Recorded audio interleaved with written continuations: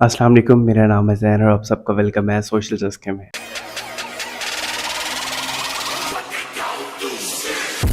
आज हम सबसे पहले जो बात करने वाले हैं वो है एक एक्ट्रेस, टिकटॉकर और आशा की एक्स कंटेस्टेंट हुमैरा असगर अली के बारे में। तो पिछले दिनों ये न्यूज़ सर्कुलेट हो रही थी कि एक लाश मिली है कराची के डीएचए के एरिया से, जो कि बहुत बुरी कंडीशन में थी, उसको पहचानना भी मुश्किल था। पहले ये सुनने में आ रहा था कि एक हफ्ता पुरानी है, फिर उसके बाद पता चला कि 1 महीना पुरानी है, और जब पोस्टमार्टम हुआ पता चला वो 9 महीने पुरानी है। उसके बाद बहुत से सेलिब्रिटीज ने दुख का इजहार किया, किसी को पता ही नहीं था। कुछ टाइम पहले ही एक जो पुरानी एक्ट्रेस थी आयशा जी, उनकी भी ऐसी लाश मिली थी जो कि आई थिंक एक हफ्ता पुरानी थी। ये एक के बाद एक इस तरह के इंसिडेंट सामने आ रहे हैं, जिसकी वजह से बहुत ही ज्यादा अजीब सा माहौल हुआ पड़ा है और बहुत सारी थ्योरीज भी सामने आ रही थी। कोई कह रहा था कि हमने पोस्ट लगाई थी, हमने कहा था ये मिसिंग है, ये है, मतलब ब्लेम गेम स्टार्ट हो गई। एक्टर्स पेरेंट्स पे डाल रहे थे, जो पेरेंट्स थे उन्होंने कहा कि हमने बॉडी लेनी नहीं है। पहले ये बात सर्कुलेट होती रही, फिर उसके बाद पता चला कि उनके फादर तो जिंदा है ही नहीं, तो फिर ये कहा किसने है। फिर पता चला उनके फादर जिंदा हैं बट वो उनके साथ कांटेक्ट में नहीं थी, और फिर फाइनली उनके भाई आए और वो उन्होंने लाश रिसीव की और उसके बाद उसको दफनाया। और वो जो सब लोग उस टाइम उनके लिए दुआए मगफिरत कर रहे थे, उनमें से कोई भी वहाँ पे मौजूद नहीं था।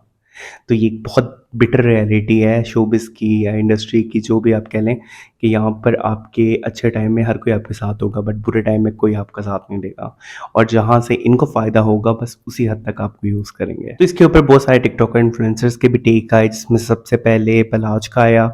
उन्होंने पोस्ट शेयर की और कहा, now days may be girls seek freedom, they choose independence, solitude and self reliance, but in the end what remains, question mark, their bodies decay in silence and no one even knows they are gone। उनका in short कहने का मकसद ये था कि आजकल की जो ख़वातीन हैं वो आज़ादी आज़ादी कर रही होती हैं, लेकिन एंड में क्या बचता है।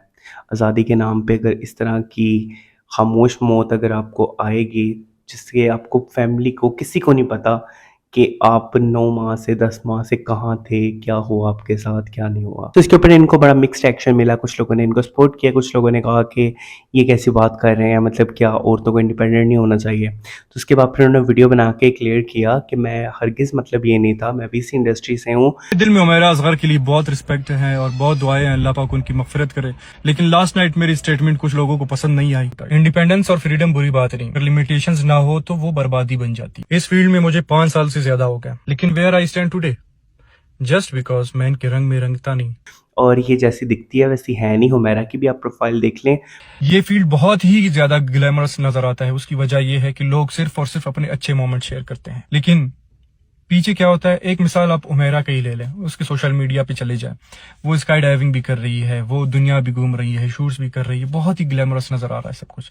बड़ी हैपनिंग लड़की लग रही थी, बट ऐसा कुछ था नहीं रियलिटी में। उनको काम नहीं मिल रहा था, वो सफ़र कर रही थी, अपने बिल्स वगैरह पे नहीं कर सकती थी। लेकिन बैक स्टेज क्या हो रहा है कि वो 6 महीने से घर बैठी है, उसे कोई काम नहीं मिल रहा। उसके पास इतने पैसे नहीं कि वो अपना रेंट दे पाए, उसके पास इतने पैसे नहीं कि वो अपना बिल दे पाए, और बिल्कुल तनहा है। कोई उसका सपोर्ट नहीं, कोई उसका साथी नहीं, कोई उसका गम सुनने वाला तक नहीं। प्रेस फील्ड के लोग मजबूरियों का बहुत गलत फायदा उठाते हैं। तो हम इस बारे में कुछ नहीं कह सकते कि उनके साथ क्या हुआ है, और मेरी पूरी हमदर्दी उनके साथ है। उसके बाद कंवल ने भी इसी से रिलेटेड एक वीडियो शेयर की। उन्होंने कहा कि आजकल बहुत कुछ ऐसा देखने को मिल रहा है कि किसी की लाश हफ्ता पुरानी, किसी की महीना पुरानी, किसी की महीनों पुरानी लाशें हैं। आजकल न्यूज़ अलग अलग अजीबो गरीब सुनने को मिल रही हैं। किसी की 2 हफ्ता पुरानी लाश पड़ी हुई है, किसी की महीनों पुरानी लाश पड़ी हुई है। तो कहाँ है मतलब फ्रेंड्स, फैमिली। मैं हैरान हूँ, मैं चाहे वो माँ बाप हैं। उन्होंने कहा कि मेरा कोई दुश्मन भी होता है, वो भी अगर 3-4 दिन पोस्ट ना करे तो मुझे कंसर्न होने लग जाता है कि यार सब खैरियत तो है ना, ठीक तो है ना, जो उनकी कोई पोस्ट नहीं है। यहाँ पे कोई मेरा दुश्मन भी है ना, वो 4 दिन कोई पोस्ट ना लगाए ना, तो मैं परेशान हो जाती हूँ कि यार क्या हुआ है, सब खैरियत है, इसकी ज़िंदगी में क्या हो रहा है। उन्होंने कहा कि मैं अपनी मदर से बात किए बगैर एक दिन नहीं रह सकती, और मेरी मदर मेरे से बात किए बगैर। एक औलाद अपनी माँ को चाहे ना मुलाकात हो, चाहे वो दूर हो, मेरी वालदा एक दिन कॉल ना उठाए ना, मतलब पूरा दिन मेरी उनसे एक दफ़ा बात ना हो ना, मुझे बेचैनी होना लग जाती है। तो पता नहीं लोग किस तरह के खुदगर्ज हो गए हैं, समझ ही नहीं आ रही कि क्या हो रहा है। तो ये फैमिली पेरेंट्स किस तरह के हैं कि जो मतलब माँ बाप को औलाद की होश नहीं, औलाद को माँ बाप की होश नहीं, रिश्तेदारों को एक दूसरे की होश नहीं, क्या हो रहा है। मतलब ये सब देखने के बाद मुझे ऐसे लगता है कि यहाँ पे एहसास और प्यार, ये सारे रिश्ते ख़त्म हो चुके हैं। कि फिर भी यार आपको इतनी तो उसकी खैर खबर होनी चाहिए कि वो बंदा सलामत है, किस हाल में है, परेशान तो नहीं, बीमार तो नहीं। उसके बाद सोनिया हुसैन ने कहा, जब वो न्यूज़ सर्कुलेट हो रही थी, कि उनकी फैमिली ने बॉडी लेने से इनकार कर दिया। और पता लगा है मुझे कि उनके अहले खाना जो है वो उनकी बॉडी एक्सेप्ट करने को तैयार नहीं है, और ना वो आ रहे हैं, ना उनको दफनाया जा रहा है। I am literally so shocked. तो उन्होंने कहा कि मैं एज अ ह्यूमन चाहती हूँ, बतौर इंसान मैं पूछना चाहती हूँ कि ऐसी क्या हक तलाफी हो गई है आप लोगों की कि आप लोग उसकी आखिरी रसूमात तय करने को तैयार नहीं है। माँ बाप से मैं पूछना चाहती हूँ, मतलब खुदा ना करे अल्लाह ताला किसी को बे औलाद रखे, खुदा ना करे कि अल्लाह ताला किसी को यतीम करे, या किसी के पीछे वारिस ना हो कि वो उनको पूछे तो समझ आते कि चलो लावारिस है।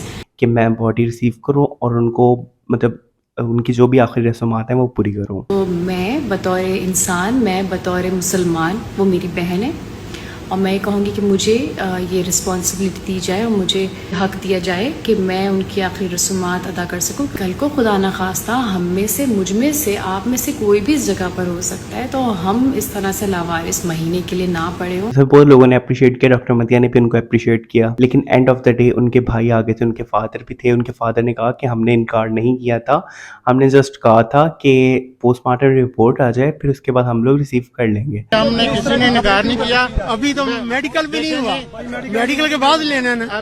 और हाँ, उनके ब्रदर ने कुछ क्वेश्चन भी उठाए कि आप लोगों को क्या चीज़ फिशी नहीं लग रही, ये भी हो सकता है किसी के पास डबल की हो, कोई अंदर आया हो। आप लोगों ने इस चीज के ऊपर हाईलाइट नहीं किया, भाई कीज उसकी दो हो सकती हैं। रात को वो सोई कि दूसरा बंदा की लगा के आ गया, खत्म करके वो चला गया हो। अब हमें क्या पता किसी ने अंदर से लॉक खोला है, उसने सारा प्री प्लान किया और वो मामला खत्म कर दिया। तो आप कैसे इस चीज़ को कर सकते हैं? आप लोगों को प्रॉपर वो करनी चाहिए थी। जिसके ऊपर बहुत से लोगों ने कहा कि ये ब्लेम मतलब अपने से ना, वो क्या कहते हैं, अपने से बात हटाने के लिए दूसरी तरफ वो कर रहे हैं। बट अल्लाह बेहतर जानता है, इस पे तफ्तीश तो होनी चाहिए। लेकिन जो पोस्टमार्टम रिपोर्ट है, उन्होंने कहा कि हम नहीं बता सकते कि वजह मौत क्या थी। लाश की इब्तिदाई पोस्टमार्टम रिपोर्ट सामने आ गई है। पुलिस सर्जन का कहना है कि लाश इस काबिल नहीं कि मौत की वजह बताई जा सके। अच्छा, एक चीज़ फिशी थी, मैंने वीडियोस देखी, उनका जो बेडरूम था वो एज इट इज़ सेट बिल्कुल ठीक था, और जो उनकी डेड बॉडी थी वो स्टोर रूम में पड़ी हुई थी। तो मतलब ऐसा थोड़ा सा कुछ खटपट लगी मुझे भी। तो आई होप कि इसके ऊपर प्रॉपर रिसर्च हो। उसके बाद बहुत से लोग ये कह रहे हैं कि जी चैनल पेजेस वगैरह व्यूज़ के लिए उनको यूज़ कर रहे हैं, उनकी रिपोर्टिंग कर रहे हैं। तो इसके ऊपर मेरा टेक थोड़ा सा ये है कि अल्लाह ताला ऐसे लाइक्स और व्यूज़ किसी को ना दे जो किसी की मौत से हासिल हो। एटलीस्ट मुझे ऐसे व्यूज़ नहीं चाहिए, ना ही लाइक्स चाहिए। और मैंने इस चीज़ को बड़े सटल वे में मतलब कम मैंने उसको वो किया। फ़र्स्ट ऑफ़ ऑल वो हमारे डोमेन में नहीं आती थी, उनके लिए दुआए मग़फ़िरत जो मैं कर सकता था वो मैंने यहाँ से की है। और उसके अलावा मेरा पेज थोड़ा-सा डिफरेंट, आप लोगों को भी आइडिया है, इन्फ्लुएंसर्स, टिकटॉकर्स के लिए ज़्यादा है। तो मैं थोड़ा-सा अवॉइड करता हूँ कि एक्टर्स वगैरह की कम ही पोस्ट करूँ, या जो चीज़ें मैं पर्सनली देख रहा होता हूँ, जैसे बहुत से ड्रामास मैं देख रहा होता हूँ, उसमें मुझे कुछ लगता है मीम वर्दी, तो मैं उसको बना लेता हूँ, या कुछ एप्रिशिएट करने वाला होता है उसको मैं एप्रिशिएट कर देता हूँ। उसके बाद अहमद अली भट्ट ने आई थिंक 9-10 माह पहले उनका इंटरव्यू लिया था, तो वो उन्होंने थंबनेल चेंज करके उसको री-अपलोड किया, और उसके ऊपर अच्छे खासे व्यूज़ उन्होंने लिए, जिसकी वजह से उनको बैकलैश भी काफ़ी मिल रहा है। बट उनका ये स्टेटमेंट है कि मैंने तो बस उसके कि वो एज अ ह्यूमन कैसी थी, उसके लास्ट टाइम मतलब क्या था, लास्ट इंटरव्यू करके मैंने वो अपलोड किया। बहुत ही बेहुदा जस्टिफिकेशन थी, और बहुत घटिया ये स्टंट था जो भी आपने किया, व्यूज़ के लिए किया है। इतना सबको पता है, ना आप बच्चे हैं ना हम लोग बच्चे हैं। थोड़ी सी अकल करनी चाहिए आप लोगों को। हम लोग टिकटॉकर्स को तो बड़ी जल्दी कॉल आउट कर लेते हैं, जहाँ पे ये एक्टर सेलिब्रिटीज़ की बात आती है, उनकी जो नाजायज़ बात होती है हम लोग उस पर भी खामोश रह जाते हैं। तो ये थोड़ा-सा हम लोगों को भी ना सोचना चाहिए कि किसी को हम बिला वजह बैश कर रहे हैं और किसी को हम सब कुछ होते हुए भी आंखें बंद करें। बाकी अल्लाह पाक उनकी मग़फ़िरत फ़रमाए, उनको जन्नत में आला मुक़ाम अता करे, और जो भी कल्प्रिट है वो पकड़ा जाए।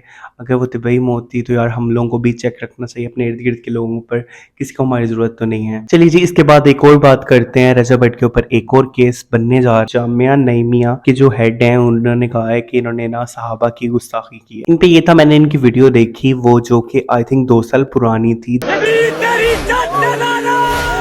तो मुझे बस ये था कि 2 साल पुरानी वीडियो उठा के आप, और वो ये क्लेम कर रहे हैं कि इनके टिकटॉक बंद कर दें, इनका यूट्यूब बंद कर दें, इनका इंस्टाग्राम बंद कर दें। तो मुल्क में और भी बहुत सी चीज़ें हो रही हैं। मैं कहता हूँ कि इसके ऊपर एक्शन लेना चाहिए, गलत बात है, बट सॉरी टू से बहुत से शिया हजरात हमारे सहाबा कराम हज़रत बीबी आयशा रज़ी अल्लाह अन्हा उनके बारे में बहुत गलत गलत लफ्ज़ बोलते हैं, उन पे भी एक्शन लें, उन पे भी लेना चाहिए। आप ये नहीं कि एक बंदा आपको ईज़ी टारगेट मिल गया है तो आप सिर्फ उसी के ऊपर एक्शन लेना चाह रहे हो और आपकी डिमांड भी क्या है, सोशल मीडिया पेजेस बंद कर दो। Like seriously. और 2 साल पुरानी वीडियो थी और आप लोगों को रह रह के चीज़ें याद आती हैं। और जो इतना कुछ हमारे मुल्क में हो रहा है उसके ऊपर किसी की कोई नज़र नहीं पड़ रही। उसके ऊपर ये जो भी हैं हमारे उलमा कराम ये कुछ नहीं बोलते, ये खामोश रहते हैं। तो उसके ऊपर भी अपनी आवाज़ उठाए ना, हमें आपकी यहाँ भी ज़रूरत है, हमें आपकी वहाँ भी ज़रूरत है। तो आई थिंक इन चीज़ों को थोड़ा-सा करना चाहिए। लेकिन फिर उसके बाद रज़ब ने एक स्टोरी शेयर की, fear no one but God, मतलब कि उन्हें डर नहीं है किसी का भी अल्लाह के अलावा। अब इसके ऊपर कोई अपडेट नहीं आई, उन्होंने यही कहा है कि हम प्रॉपर केस करेंगे। उन्होंने जो उनकी ऑफ़िशियल जो स्टेटमेंट आई है, वो डॉक्यूमेंट आई, रजब भट्ट ने हज़रत मुआविया रज़ियल्लाहु अन्हा के खिलाफ गुस्साखाना ज़ुबान इस्तेमाल की जो शरई लिहाज से कुल्ली तौहीन सहाबा है। उन्होंने कहा है कि इसके ऊपर 2 दफ़ात लगेंगी, 295A और 298A। इनको सज़ा दी जाए, इनका बायकॉट किया जाए। सबका ही होना चाहिए। और वो एक मदरसे की वीडियो वायरल हो रही है कि वो बच्ची को इनअप्रोप्रिएट वे में टच कर रहा है, उस पे भी एक्शन होना चाहिए ना, उसको भी सज़ा मिलनी चाहिए। खैर, जहाँ पे रजब की बात हो रही है तो रजब ने जी मुहर्रमों के ऊपर से मातम उन्होंने किया और उसकी वजह से उनको बैक पे ज़्यादा इंजरी होगी। L4 L5 कुछ ऐसा कुछ था। L5 जो आपकी डिस्क है वो बाहर निकल के थोड़ी सी ना, इकरा और रीब गए हुए थे अपने व्लॉग में उनकी खैरियत पता करने, तो वहाँ पर उन्होंने बताया, उन्होंने कहा डॉक्टर्स ने कहा है कि थेरेपी वगैरह चल रही है, अगर नहीं ठीक होता तो फिर सर्जरी करेंगे। और मेडिसिन लो, अगर हो गया हफ्ते में ठीक तो मैं आपको कहता सर्जरी करवानी पड़ेगी। और इकरा ने कहा कि सर्जरी नहीं होनी चाहिए, उसके बाद बहुत सारी कॉम्प्लिकेशंस हो जाती हैं। स्पाइन की सर्जरी हो जाए ना तो बहुत कॉम्प्लिकेटेड हो जाता है चलना फिरना। तो खैर ये हालचाल पूछ के वापस आए। मुझे एक चीज़ बड़ी अजीब लगी कि ये वहाँ पे जाके रजब को बिठा के उसके साथ बिनोमो की प्रमोशन कर रहे हैं। क्या था ये? एक तो फर्स्ट ऑफ ऑल बिनोमो है ही बहुत गलत, उसके बाद आप रजब को बिठा के उसकी खैरियत मालूम करने गए हो या उससे व्यूज़ लेने गए हो? बहुत अजीब हरकत लगी। इकरा वैसे कुछ टाइम से बहुत ही अजीब हरकतें कर रही हैं। अब वो जब से उन्होंने रिवील कर दिया है ना कि मतलब वो एक्सपेक्ट कर रही हैं, उसके बाद से आप उनका यूट्यूब चेक कर लें, कंटेंट पे कंटेंट आ रहा है। मुझे किसी हद तक ठीक लगने लग गया है कि लोग ठीक बैश करते हैं इस मामले में, कि आपके घर बच्चा नहीं, आपके घर कंटेंट आ रहा है। उसकी शॉपिंग कर ली, उसकी वार्डरोब बन गई, आज डॉक्टर के पास गई, मतलब आप क्या करना क्या चाहते हो? रीप का रिएक्शन, फैमिली का रिएक्शन, फलाने का रिएक्शन, अब बस सिक्योरिटी गार्ड रह गया, उनका रिएक्शन लेना बाकी रह गया। मतलब ये क्या हो रहा है? ये तो बहुत ज़्यादा ही हो रहा है। अच्छा, दूसरी तरफ अगर आप देख लें, मास का जो था उसका अब जो उसने अपनी गलतियों से सीखा है, आप उसको जो भी कह लें। फर्स्ट टाइम उसने बासिल बासिल बासिल बासिल बहुत ज़्यादा किया, लेकिन बहुत ट्रोल किया उसको। लेकिन अब वो थोड़ा एहतियात कर रहा है। वो इस चीज़ के अनाउंसमेंट के बाद भी थोड़ा सा बस उसने रिवील वाला बताया, फैमिली रिएक्शन से कहा मैं क्या ही दूँ। तो वो मुझे एक डिसेंट अप्रोच लगी। इतना ज़्यादा इस चीज़ को कैश करना भी अच्छी बात नहीं है, तो ये लोग बहुत ही ज़्यादा कर रहे हैं। मैं इससे भी थोड़ा अनॉय हो रहा था, मैंने कहा अरे क्या चल रहा है। खैर, उसके बाद मोहम्मद अबराज 1 साल का हो गया है, सरनाब अल आरिफ का बेटा माशाल्लाह। उसके बाद वो उनका कोई चेकअप था, चेकअप के लिए गए के बाद उन्होंने स्टोरी शेयर की जरनाब ने, and the sad part is that Mohammad Abraj heart beat has slowed down even more than before. आपको आइडिया होगा उनके हार्ट पे ब्लॉकेज है, जो कि डॉक्टर्स ने कहा था जब तक ये कुछ बड़े नहीं होते तब तक इनकी सर्जरी नहीं की जा सकती। और उसके बाद भी आई थिंक कोई पार्ट होता है वो लगेगा साथ, मतलब लाइक वो जो भी होता है मशीनरी टाइप, वो लगेगी, उससे ही इनकी हार्ट बीट बेहतर हो सकती है और कोई गारंटी नहीं है इस चीज़ की। तो उन्होंने कहा कि उसकी हार्ट बीट और ज़्यादा कमज़ोर हो गई है, कम हो गई है, तो वो इसके लिए सैड हो रही थी। उन्होंने कहा कि मैंने एक और अपॉइंटमेंट बुक की है एक और डॉक्टर के साथ, तो आप लोग दुआ करें। माँ बाप के लिए ये भी कितनी बड़ी आजमाइश होती है। अल्लाह पाक हर माँ बाप को इस चीज़ से महफूज रखे, उनके बच्चों को लंबी ज़िंदगी तंदुरुस्ती दे, उनको नेक बनाए। और इसी से रिलेटेड मैं अब एक और बात कर रहा हूँ, इसीलिए मैं कह रहा हूँ कि नेक बनाए। आजकल आपने देखा होगा ड्रामा चल रहा है परवरिश, उसमें जो मेन कैरेक्टर है हमारा वली का, वो घर छोड़ के चला गया है अपने बाप के साथ किसी बात पे आर्ग्यू करके, और जहाँ पे आई थिंक गलती भी उसकी थी। एक लड़की के साथ वो अफेयर चला रहा था, उसके मंगेतर से लड़ाई की, लड़की की भी गलती, लड़के की भी गलती। तो लड़की के पेरेंट्स ने आके उसको कहा, आई होप आप लोगों ने देखी होगी एपिसोड, आप लोगों को आइडिया होगा। तो वो इसी बात पे बहस करके अपने बाप से चला गया। उसके बाप की सिर्फ एक चीज़ गलत थी, उसने कहा तुम्हारे ऊपर मेरा हक है, ब्ला ब्ला ब्ला, थोड़ा एक्सट्रीम बोल गए। माँ बाप गुस्से में बोल जाते हैं। हम लोग यार वो हमें बचपन से पा रहे हैं, हमारे मूड स्विंग्स बर्दाश्त कर रहे हैं, अगर कभी हमने उनके करने पड़ रहे हैं और हमें करने भी चाहिए, आई थिंक ये कोई वो नहीं है। मैं ये नहीं कह रहा कि, लेकिन जो आजकल की जेंसी है ना, वो 2-4 फैंसी वर्ड सीख के हमें मेंटल ट्रॉमा दे दिया, हमें फिजिकल अब्यूज़ किया, हमें ये किया, हमें वो किया। यार अकल करो तुम लोग थोड़ी सी। खैर, मेरे पास कुछ दिन पहले एक पोस्ट आई, एक यूट्यूबर है, उन्होंने शेयर की कि आप ये अपनी स्टोरी पे लगा दें, ऐसे ऐसे एक बच्चा मिसिंग है इस्लामाबाद रावलपिंडी से। मैंने स्टोरी लगाई, कुछ टाइम बाद उन्होंने कहा कि स्टोरी डिलीट कर दें, मुझे लगा बच्चा मिल गया होगा, मैंने स्टोरी डिलीट कर दी। इवन राना हमजा साहब ने भी वही स्टोरी लगाई थी और कुछ टाइम बाद उन्होंने भी डिलीट कर दी। तो उसके अगले दिन मैं एक वीडियो देख रहा हूँ, उसमें वो बच्चा कह रहा है कि मैं मिसिंग नहीं हूँ। मैं ना अगवा हुआ हूँ, ठीक है, ना मैं क्या कहते हैं फोर्सफुली लाहौर आया हूँ। मैं अपनी मर्जी से लाहौर आया हूँ, मुझे सांस नहीं आ रही थी, मैं सांस लेने आया हूँ। मैं सांस लेने एज अ फ्रीडम मैं लाहौर आया हूँ अपनी मर्जी से। कौन सा तुम्हें वहां पे तुम्हारे अब्बे ने वेंटिलेटर पे रखा हुआ था, तुम्हें यहाँ पे सांस लेने के लिए आ गए हो तुम। खैर, मेरा इस पे बहुत एक्सट्रीम टेक है, मैं अब क्या कहूँ। उसके बाद जी उसने अपने बाप को अब्यूज किया, ये डैश, ठीक है, क्योंकि मेरे चौथ बाप ने मेरी जिंदगी की हुई थी हराम। मुझे मेंटल अब्यूज करता था, फिजिकल अब्यूज करता था। उन्होंने मुझे टॉर्चर किया है, उन्होंने फिजिकल, मेंटल, वर्बल।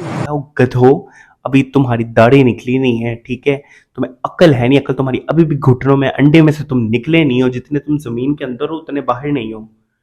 तो तुम अभी से इस तरह की लैंग्वेज यूज कर रहे हो, इस तरह की बातें कर रहे हो। अक्ल करनी चाहिए तुम्हें।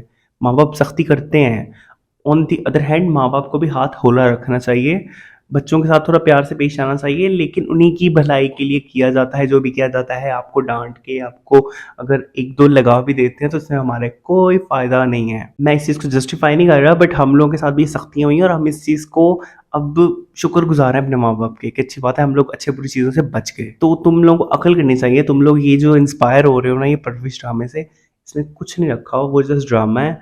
और आई थिंक ये ड्रामे, हम लोग कहते हैं ना कि इन्फ्लुएंसर्स हम लोगों को गलत साइड पे लेके जा रहे हैं, लेविश लाइफस्टाइल, गाड़ियाँ, पैसे, ये वो, तो ड्रामा हमें किस साइड पे लेके जा रहे हैं। लिसाना यूसुफ वाले टाइम में भी यही हुआ था कि दानिश तैमूर के ड्रामे, टॉक्सिक मस्कुलिनिटी, ये वो, और अब ये परवरिश से भी यही हो रहा है।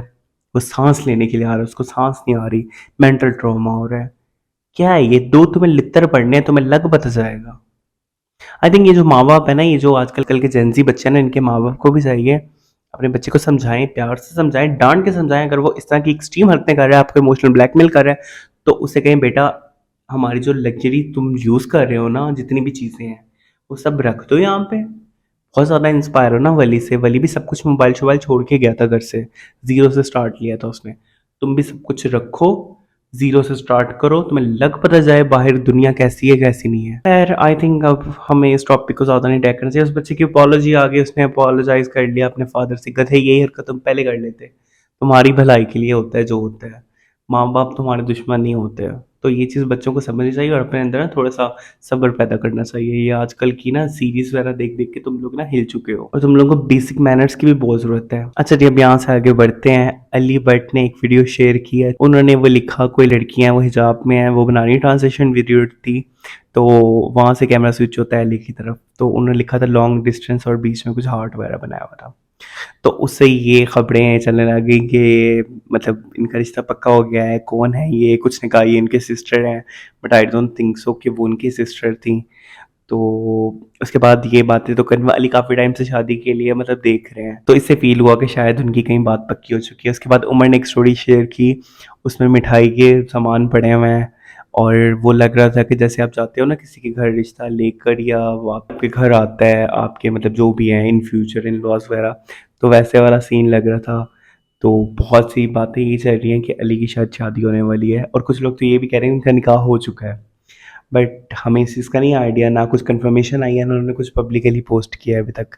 बाकी होप फॉर बेस्ट, अल्लाह ताला उनके नसीब अच्छे करे। उसके बाद एक छोटी सी बात करते हैं, कैंडोल ने Q&A किया, उसमें उनसे किसी ने पूछा, एक लड़की आजकल चल रही हैं वो जो बुशरा मेमन, उनको लोग बहुत ज़्यादा कह रहे हैं कि वो हानिया आमिर की ना मतलब डुप्लीकेट टाइप वैसे लगती हैं, बहुत ज़्यादा सिमिलरिटीज़ हैं उनमें, लगती भी हैं, क्यूट हैं माशाल्लाह। बट उसके बाद कैंडोल से किसी ने पूछा कि इसके ऊपर आप क्या कहेंगे, उन्होंने कहा हानिया आमिर एक ही है, उसके जैसी कोई नहीं हो सकती। मेरी जान एक ही हानिया आमिर है and she is the best. बाकी उन्होंने कहा कि लोग आते हैं, ट्राई करते हैं, उसकी तरह हेयर कट करते हैं, बनने की कोशिश करते हैं, वैसे नहीं बन सकते। बाकी ऑफ कोर्स लोग आते रहते हैं, मिमिक करते हैं, हेयर कट वैसा करते हैं, ब्लश वैसा लगाने की कोशिश करते हैं, they try their best to look like her. अच्छा, इससे ज़्यादा मुझे लगा लोगों ने उनको उनके साथ मिलाया था, इसमें उन्होंने तो नहीं कहा था कि मैं हानिया आमिर हूँ, तो ये बात मुझे थोड़ी सी ऑफ सी लगी। खैर फिर उसके बाद उन्होंने बहुत अच्छी बात की। उन्होंने कहा कि ये सबसे सैडेस्ट पार्ट होता है कि आप किसी और की पर्सनैलिटी के थ्रू मतलब जो भी हैं लोग आपको कर रहे हैं। But I believe that's a very sad thing when somebody does that, because then you as a person have no identity. You're just trying to carbon copy or copy paste somebody's identity on you. तो आपकी अपनी personality कहाँ जाती है? ये बात उनकी बिल्कुल ठीक है, उस चीज़ से मैं बड़ा एग्री करूँगा कि हम लोग हर किसी से फलाने से इंस्पायर हो जाता है, इससे, इस टिकटॉकर से, इस एक्टर से या फलां जो भी हैं, इनसे इंस्पायर हो जाते हैं। बट उसी दौरान हमारी अपनी जो इंडिविजुअलिटी होती है ना, वो ख़त्म हो जाती है। फिर हम यही होता है कि फलाने क्या देखो फलाने को कॉपी कर रहा है, फलाने को कॉपी कर रहा है, तो इस तरह हमारी इंडिविजुअलिटी ख़त्म हो जाती है। तो मुझे अच्छा लगा उनका टेक, उन्होंने अच्छी बात की। बस वो वाली बात थोड़ी वो थी क्योंकि उन्होंने खुद से नहीं कहा कि मैं हानिया आमिर, लोग उनको मिला रहे हैं, तो उसमें उनका तो कोई फॉल्ट नहीं है। बट हाँ, ये पर्सनैलिटी पे बहुत इफेक्ट करता है कि आपको किसी दूसरे के साथ मिलाया जा रहा है। बाकी ये थी हमारी आज की न्यूज़ समझ लें या बातें समझ लें, जो भी थे हमारे टॉपिक ये थे। आई होप आप लोगों को अच्छे लगे होंगे। अगर अच्छे लगे होंगे तो प्लीज़ मुझे कमेंट करके लाजमी बताइएगा, वीडियो को लाइक कर दिएगा, अपने दोस्तों के साथ शेयर करें, फैमिलीज़ के साथ शेयर करें, और आप लोग बताएं इन सब के ऊपर आपका क्या टेक है। और चैनल को सब्सक्राइब लाजमी कर लिएगा। इंशाल्लाह मिलते हैं नेक्स्ट वीडियो में, तब तक के लिए अल्लाह हाफिज़।